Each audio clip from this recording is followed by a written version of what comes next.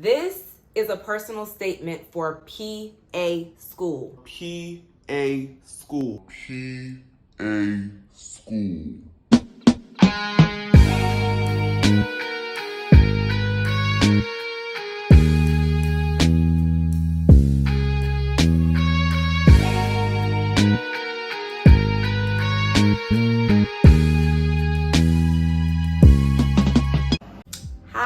Welcome back to my channel. For those of you who are returning, welcome back. I love you. For those of you who are new, welcome. My name is Brianna, aka Dogface PA. I can be found on both Instagram and Twitter at Brianna Moore. So you can definitely contact me there if you have any questions, or you can email me, which is in the description box below. I know it's been a while since I've sat down in front of this camera and made a video, but I am back.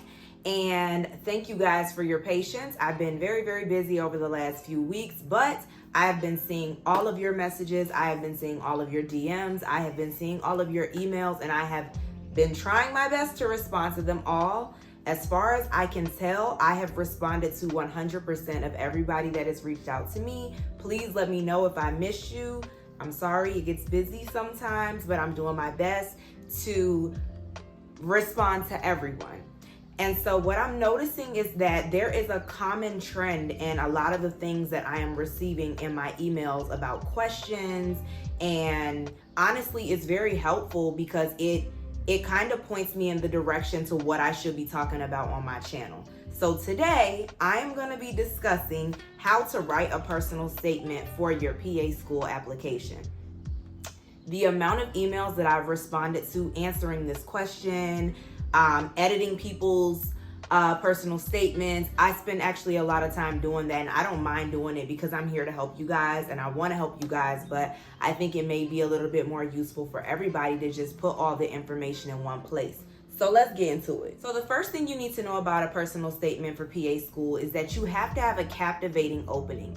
It is so important to grab your reader's attention from the very beginning. Some people will start with a quote, with a song lyric. Some people will start in the middle of a very intense story. However you want to do it, people get very creative with it, but you should definitely start out with something that immediately grabs the reader's attention. Second most important thing is going to be your tone. This is a very, very, very formal piece of writing. Please do not use slang, abbreviations, shorthand. Don't do that. Do not do it. This is a formal statement, and it should be as professional as possible. Another thing that I see all the time that drives me crazy: when you are writing physician assistant, it is lowercase. A lot of times people will capitalize the P and the A. But the only time physician assistant should be capitalized is if you are referring to a physician assistant.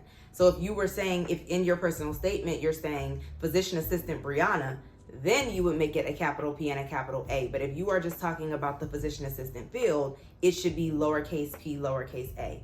It is okay to use PA abbreviation in your personal statement, but only after you have spelled it out at least one time, and then in the parentheses put PA. So the reader knows going forward when you're using PA, you're referring to physician assistant.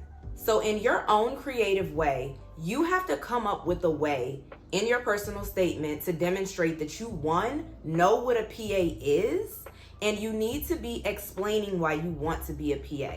Please stay far away from cliche and vague things like, oh, I want to be a PA because I like taking care of patients, or I like caring for people, or I want to help people in my community, because that is a big no-no. They're assuming that if you've taken the time to apply to a PA program, it's because those things are true. You can speak to what a physician assistant does. You can say physician assistants are able to come up with treatment plans. They are allowed to order and interpret labs. They're allowed to perform physical examinations. I think that this is a perfect path for me because X, Y, Z. You say things like that. And in doing so, you're kind of hitting two birds with one stone, because you're showing them that you know what a physician assistant is, and you're also telling them why you want to be a physician assistant. And so definitely find creative ways to do that without just being bland or boring and saying things like, oh, I like to take care of people. You know, you definitely want to speak about your past experiences. If you have past healthcare experiences, for an example, if you've been a home health aide, if you've been an EMT, if you've been whatever your past patient care hour experience is, you absolutely want to speak on that. However, and please, if you don't hear anything else that I say, hear this. You want to speak about who you are as a result of those experiences, not what you learned how to do as a result of those experiences. And let me explain. So many people will say in their personal statements, oh, during my time as a home health aide, I gained the skills of learning how to clean a patient and learning how to turn a patient. They don't want to hear about your skills in your personal statement. They already have your resume and they already have your application. They know what technical skills you have obtained as a result of these experiences. They want to know what character traits have you obtained from these experiences. So you could say something like, during my time in caring for critically ill patients as a home health aide, or during my time as a home health aide, I was caring for patients that had several chronic issues. In this, it showed me that I was devoted to challenging situations. You want to speak like that. Catch my drift? Like, you don't want to like say what you learned, but instead say who you became. And that is very important in your personal statement. This is a personal statement for PA school. PA school. PA school. I just have to say that because so many personal statements I read, people are talking about nurse practitioners and doctors and nurses. Like, you should not be talking about any other healthcare provider in your personal statement except for a PA. And a lot of times the reason why people are talking about other healthcare providers is because they're drawing comparisons or they're contrasting the two. Do not do that. You can say what a PA is without saying how it's different from a nurse practitioner. And there will be a place for that because in your interview, you will need to be able to compare those. But the personal statement is not the place to do that. And in fact, I'm going to do a video next week on interview because I'm getting a lot of questions about interview too. And I really, really want to help y'all. But do not talk about other healthcare providers. Do not talk about other healthcare professions. They do not want to hear about a nurse practitioner. They do not want to hear about an MD. That is the quickest way to lose your reader when you start talking about any other healthcare provider other than a PA. So that is important.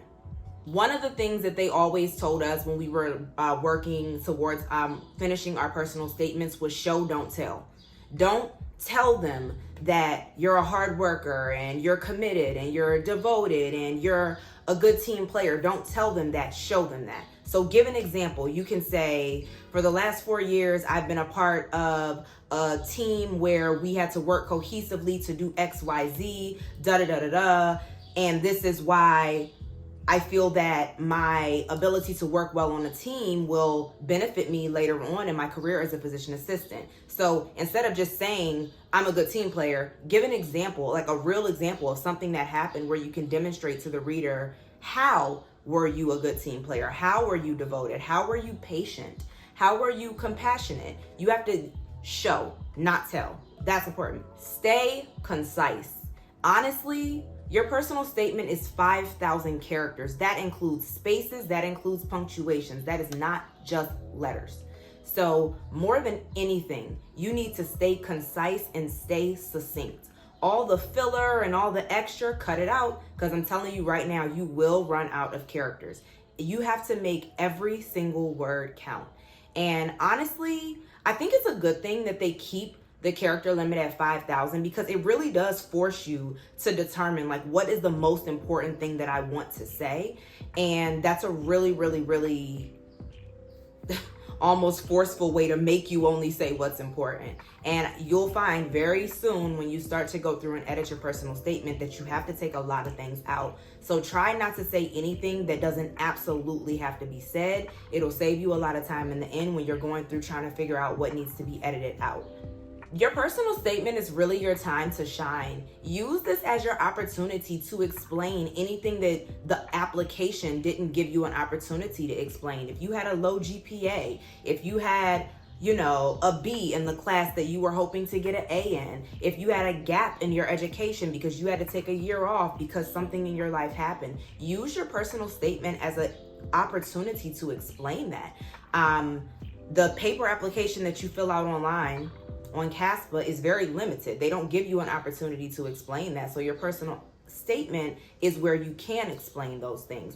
Don't be afraid or ashamed to explain those things. Use this as an opportunity to explain to the reader that, yes, I did have a poor grade in this class, but this is why. This is what I did to overcome. This is what I learned from the situation. Use this as a time to show your character development and your growth as a person.